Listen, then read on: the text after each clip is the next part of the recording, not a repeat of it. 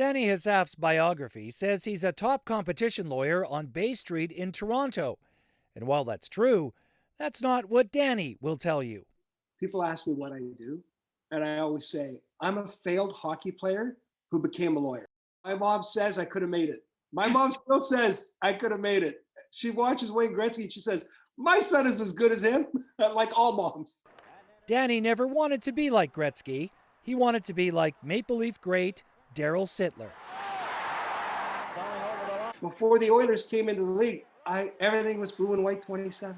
Everything. My first, again, greatest memory is going to Sport Check when I was like 4 years old with my dad, and I needed everything blue and white 27.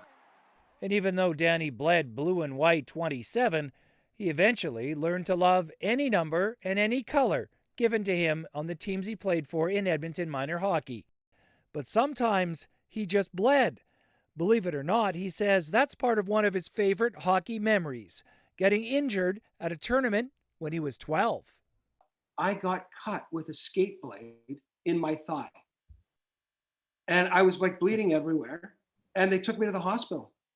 And the doctor had to sew me up. 12 stitches. I still have the scar. And all I could say to him was, I need to play tomorrow. And he's like, I play tomorrow. I go, yeah, we're in the championship. And he kept, and my parents were there. And in a very Canadian way, he says, just don't worry.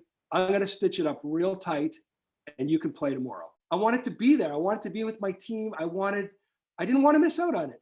And then guess what happened? It's like out of a Disney movie. We won 4-3 in overtime, and I got a hat trick and the overtime goal. I should have retired after that and left them on a high note. I kept at it, but that was the highlight of my hockey career, and I'll never forget it. It gave me confidence in my life. It did. I thought, you know what? If I can do this, if this worked out here, I can do other stuff. The other stuff included Dany becoming a top lawyer and recently writing a book.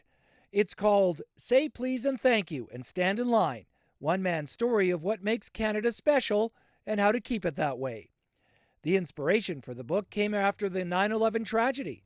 A sign appeared on a lawn in North Edmonton that read, Osama bin Laden lives closer than you think. That sign was pointing at Dany's house. Never thought of myself as anything other than just a kid from Edmonton and an Albertan and wanting to be in the NHL.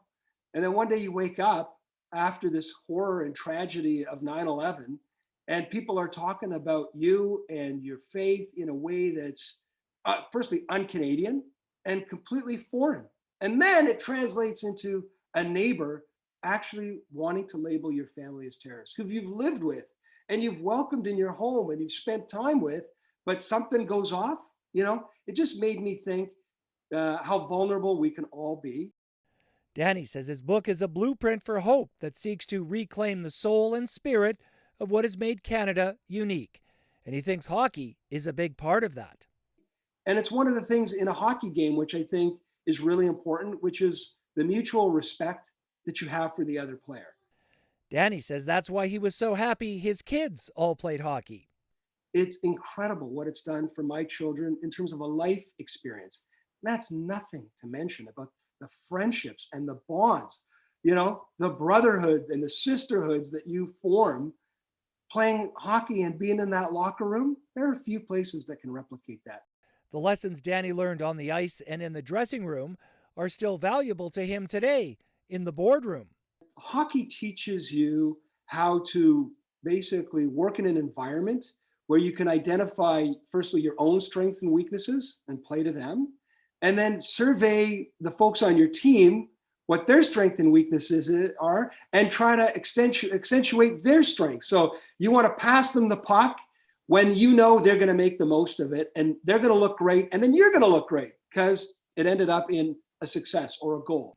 And Dany's road to success started on a Saturday night in 1976 when he watched Daryl Sittler score 6 goals and had 4 assists in a night that made hockey history. An amazing goal.